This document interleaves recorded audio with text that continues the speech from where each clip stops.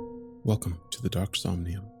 Make sure to subscribe for more stories. And if you like the music I compose, you can listen to it on Spotify and iTunes. With that said, enjoy the video.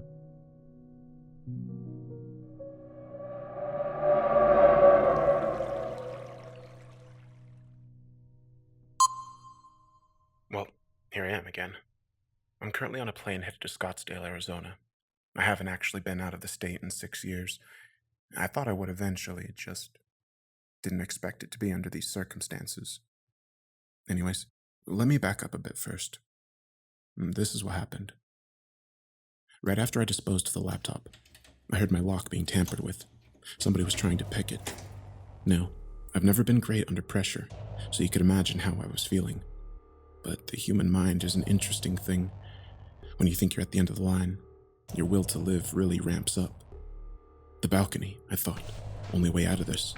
Without hesitation, I ran and climbed over it. Fortunately, I was on the second floor, so I didn't break my legs. Now came a decision. Run or hide. Both didn't seem too promising. Shit, I thought. I was panicking. That's when I spotted salvation. A cab parked on the other side of the lot. I bolted for it. I tapped on the window, startling the driver. "Mr. Horvat?" he asked. Well, no, I wasn't, but I nodded anyways. "You said 8:40, didn't you?" He looked at me in confusion. "Finished early. Let's go." There was anxiousness in my voice, but I tried to hide it. Last thing I needed was for this guy thinking I was a lunatic and driving off. I got in, told him the address, and we got out of there. As we left the lot, I looked back. The two men I saw coming out of the car were now on the balcony where I just was. I could tell there was a dead stare directed right at me behind their sunglasses. Despite all this, relief washed over me. It was short-lived, however. I relayed the message I got in my head. Do so before this text gets intercepted. That meant I was still on the clock. If they don't know where I'm headed yet, they will soon. We finally got to the place about 15 minutes later. As soon as I got in, I rushed into the locker room. It was mostly empty. I kept repeating the combination in my head. This was the only thing I had. I didn't really care about getting answers before, but it seemed like I had no choice now. I finally found the locker. Don't know why this guy chose such a massive place. 12 left, 27 right, 33 left. I swung it open. Sitting there was an older BlackBerry model and an envelope. I opened it to find a plane ticket, $2,000 cash, and a sticky note. In horrific penmanship, the words, "Check phone," password, "Snake Tracks," were scrawled across it. I obliged and booted up the ancient device. I remember being slightly amused. I always begged my parents for one of these when I was a kid. This was a far cry from that. I took a quick look through the phone. It was mostly blank. No apps downloaded, no pictures, nothing. There was only one contact, bluntly named. "Call me." So I did. After just one ring, a voice answered. There was a sense of tentativeness in his tone. Somehow it sounded familiar. "Who is this?" Well, how the hell was I supposed to answer this? Should I say my name? I got your message," I finally responded. There was a brief pause. His response caught me off guard. "What's your religious affiliation?" His tone had gotten a lot more aggressive. Why the hell was he asking me this? I thought. I didn't have enough energy to question him, though. Raised Protestant, but now I'm agnostic, I guess, was my answer. He seemed to breathe a quick sigh of relief. Then he cut the line. Well, shit. Is this guy nuts or something? My thoughts were interrupted as I got a message. He'd sent me an address and a room number. "Meet me" was the only other thing he typed. I looked at it for a second before coming to my senses. I'm an idiot. I should have just taken the stuff and bolted. I heard the door to the locker room swing open, then footsteps coming towards where I was. Sprinting, actually. I flipped shit. I shoved the stuff into my pockets and started looking for a way out. Again, there was only really one option here. I started making a break for the pool entrance. As I ran, fucking gunshots started ringing out behind me. I could tell that they were using silencers, but boy, that doesn't do a whole lot when you're only 40 feet away. I suddenly felt a sharp pain in my side. I saw a bullet penetrate a locker right at the head. God, that didn't miss by much. I ran faster than I thought I was ever able to. I almost slipped into the damn pool as I stumbled out. The lifeguard shouted after me as I burst through the emergency exit. I couldn't stop there. I hurried along, making turns every minute, looking over my shoulder the whole time. It's a good thing I was downtown. I blended into the sea of people easily. At one point, I saw a pair of policemen. I considered telling them, I really did, but what's that going to do? They'll search for those two guys, turn up with nothing, monitor my house for a couple of days, and then call everything off. It wasn't going to solve anything. I finally ducked into a hair salon. I couldn't run anymore. The barber just looked at me like I was insane. Screw it, I thought. Might as well make myself less recognizable while I'm here. I got him to shave it all off. I spent the rest of the day making various purchases. A used laptop, a new set of clothes, some bandages, a pair of shades. At least something good came out of this. The flight was supposed to be in a couple hours at this point. I called a cab and made my way there. And that's where I am now. I've got a long trip ahead of me still. Let's see what happens next. As I made my way out of the airport, I recoiled at the heat. God, it's November. How does anybody live here during the summer? I called another cab, got to the address. It was a Holiday Inn. I laughed to myself. How ominous, I thought. I made my way up to the room and knocked on the door. A billion thoughts were running through my head. What if it was a trap? I actually thought about just running away for a second, but I realized that wouldn't accomplish shit. After about a minute, the door opened. A wave of surprise washed over me, but in retrospect, this is exactly who I should have been expecting. It was the other guy that came to my house that night, the one that didn't get strangled. He didn't look great, however. He had a black eye and a busted lip, and just looked tired in general. He looked me over before gesturing me in. He had a slight limp as he walked. Nice haircut, he muttered softly. He sat down on the bed, and I sat on the couch across from him. There was a long silence. The whole time, he just stared at the ground. To be honest, I didn't know what to say, so I said nothing. He finally spoke up. Might as well let you know what's going on. He then proceeded to let it all out. About 4 years ago, there was an incident in the Paris catacombs. I got chills after hearing this. 4 teenagers decided it would be a good idea to wander off during a tour. I guess they got lost or something because they weren't there at the end. The police pretty much swept everywhere. No sign of them. Eventually, the government decided to set up infrared cameras all around the place, just to see what would turn up. One day, one of the cameras picked up movement. Nobody anticipated what they were going to see next. It was hell manifested. An abomination of writhing limbs somehow stuck together squirmed across the screen. There were 4 human heads stuck to the top of the thing. You can guess who they were. I was beyond speechless. I thought about that video of the catacombs. Glad I didn't stick around for the grand reveal. He continued. They decided to send elite forces down there to exterminate it. Apparently it took out 12 men before they put it down. Now the question was what they were going to do with the video. They couldn't just get rid of it, but they didn't want anybody to see it either. This was around the time the whole Snowden thing was going on, so they didn't feel comfortable with just using the government servers. So, this is where that website you saw comes into play. They got the most seasoned technical experts they had to bury it somewhere deep in the internet. And I'm talking about as deep as they could go. Nobody was supposed to know about it. Nobody was supposed to find it. And nobody was even supposed to know what to look for. I racked my brain over this. Sure, I knew my way around, but there was no way in hell I was on par with government experts. So, how did I find it? He continued. And it worked well for a while. They made a pact with governments worldwide. Anything they deemed unfit for public knowledge went on that site.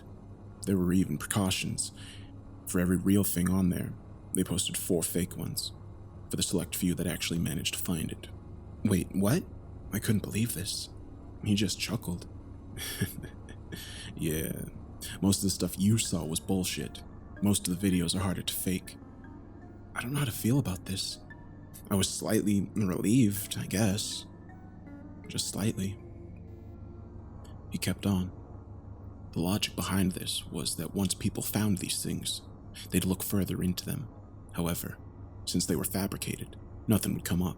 The page would just be disregarded, just a gag site. At least that was the idea. I knew where he was getting at. What about the people that started looking into the real things? He sighed. Look, nobody would have given a shit if they started spouting it off to their friends or on the internet. People would think they're crazy. It's the damn people that just have to go and find proof. The ones that plan to publicize it. Yeah, they get silenced. I was about to say something. I think he noticed because he cut me off. Look, don't put that moralistic shit on me. They didn't have to do it. It was their choice. They were committing a crime. Do you really think public knowledge about these things would help anybody? No, it wouldn't. Sometimes ignorance is bliss, right? To be honest, I had to agree. But here's where things really went to shit, he went on. Before, there would be maybe 2 breaches a month, then it skyrocketed up to 20, then 50. They looked into it. Apparently, there were rumors circulating around the deep and dark web, a rumor about a page that held secrets nobody's supposed to see. They decided to find out how easy it really was to access this place just by reading forums and shit. It took the experts about 20 minutes to find it, just by solving weird fucking riddles and following these concealed links that would spawn from them. Then there was the final prompt. What do you seek? You've seen it, no? I nodded. Apparently, there's a lot of different answers that could work. Didn't make any sense. Everybody that was supposed to know about this was grilled. Somebody had to be doing this, right? Nobody fessed up. Honestly, everyone seemed genuine when they said they didn't do it. They knew the consequences. After a brutally in-depth investigation, nothing was resolved. And then it hit them. Back in 2010, they'd also finalized an experimental AI. I'll spare you the details, but it went off the rails. Nobody could control it. As soon as they thought they could corner it into a virtual trap, it just disappeared. It didn't come up again until now. He paused after that, like he was waiting for me to connect the dots. So, you think that this AI resurfaced and is now directing people there? I asked. He said he doesn't think that's the case. He knows it is. It's the only feasible explanation, he stated. But why? I don't know, he responded. I was starting to get a hunch now about why this was happening to me. These people, they aren't after me because I saw those links, are they? He just nodded. It's what I saw after, and you think this AI has something to do with it? He nodded again. Well, what did I see? He took a second before speaking. I couldn't tell you. There's some things that even I don't know about. All I can tell you is that there are some groups, some people out there, beyond any government, that are after this kind of stuff, this forbidden knowledge. And somehow, they know you've seen it. They want to know what you know. And they came after you as well, I asked. Yeah. They know we talked to you. A wave of guilt came over me. Did I get that guy killed? However, that guilt quickly turned into frustration. Well, what the hell am I supposed to do now? I don't know what the hell it was I saw. A dry chuckle came out of him. Well, they don't care, do they? They'll jump at anything. And who do you work for? The government? I finally asked. The question had been on my mind since I got there. Sort of, was what he responded with. He got up, taking out a pair of car keys. We gotta figure this out. We gotta go. Go where? I asked. Vegas. In any other situation, I would have been ecstatic. We went outside and he led me to an older, beat-up sedan. Inconspicuous, he said with a smile. I could tell he was just trying to lighten the mood. The drive was long and arduous. We barely spoke. My brain was fried at this point, so I didn't bother asking any more questions. I did remember one peculiar conversation we had, though. Listen, if anything happens to me, there should be a file on the BlackBerry named Contingency. Everything you need to know will be there. I remember feeling flustered. What could happen to you? I responded. I don't know. Just in case, I guess. Don't lose that phone. In reality, I knew there was a lot of things that could happen. I just didn't want to admit it. He woke me up when we arrived at McCarran. I was confused. You have plane tickets? Don't need them, he responded. He got out of the car and I followed him in. What happened next was strange. He just walked past everyone. The check-in, security, everybody. They didn't even pay attention to him. Not to me either. That's when I started to wonder who the hell this guy really was. As we walked past the various stores and restaurants set up near the departures, he took a sharp turn. I stumbled, keeping up. He walked towards an unassuming door set up right between two shops. He swung it open and I followed. We walked down a bunch of corridors, turning every so often. Various men in suits passed us but didn't seem to acknowledge our presence. We finally got to another door. This one required a key card. He took one out and scanned it. I didn't realize how huge this place really was until I thought about it after. We must have passed at least 15 other hallways. Anyway, the door opened up to what looked like a long flight of stairs. They trekked down for about 5 minutes before we got to what looked like another terminal. Now, it didn't look futuristic or anything, just a regular damn terminal. Surely there's no planes taking off here, I asked. He said I was right. That's when I noticed the train tracks. Now we wait, he said, and sat down on a bench. Well, great. I'd given up trying to piece this together in my head, so I didn't even bother asking what this place was. Let's just see what happens, I thought. But as I'd soon find out, things are not that simple these days. I spotted a washroom sign towards the back and headed for it. As I was washing my hands after finishing up, I noticed what looked like a card stuck into the side of the mirror. I plucked it out and looked at it. It was a standard business card size, just plain white with black text. Here's what it said. From far and wide, we search the meaning. As seconds passed, since the time of weaning, our destiny is sealed, we'll face the wraith. We don't need hope, we have our faith. We will not stop until we're dust. All for God, in whom we trust. It's creepy, I thought, and then I turned it over.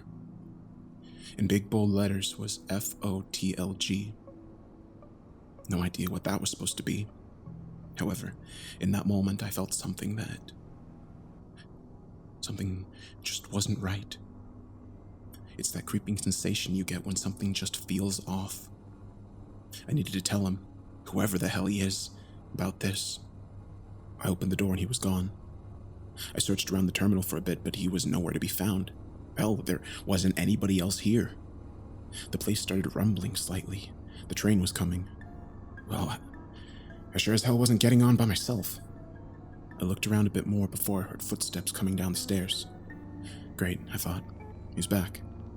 Then I realized it wasn't just one pair of steps. There were multiple. Instead of seeing a familiar face, I was greeted with 4 of what I assumed to be men. I couldn't tell. Their faces were covered with a burlap sack that had eye holes carved out, kind of like the one Scarecrow wears in The Batman Begins. The only difference was a symbol that seemed to be spray painted where the forehead should be. It was simple, a vertical semicircle with irregular arrows going through it. As I recall, the rest of their getup was normal, just plain street clothes. I was frozen. Then I realized one of them had liquid dripping off his gloves. Dark liquid. The next few minutes went by in a blur. I remember the train pulling up and those guys started to run towards me. I started bolting for the train. It was a weird one, the only one section and one set of doors. I don't think I saw a driver. As I ran up to it, the doors opened automatically. I remember frantically looking for a shut button, but there wasn't one. I just stared in horror as those freaks got closer and closer. As they got within about 10 meters, I closed my eyes and just prayed for the best. I opened them when I heard kicking and banging at the door. It wasn't opening for them. I watched their crazed eyes follow me as the train started moving. I was safe, but only for now. I turned on the phone again and took a thorough look through it. Sure enough, the text file he mentioned was there. Guess I'll read it soon, after I'm done with this. Now, I don't know where I'm going. I don't know what's waiting for me there. My head's pounding. All I know is that I should have just stayed on Google.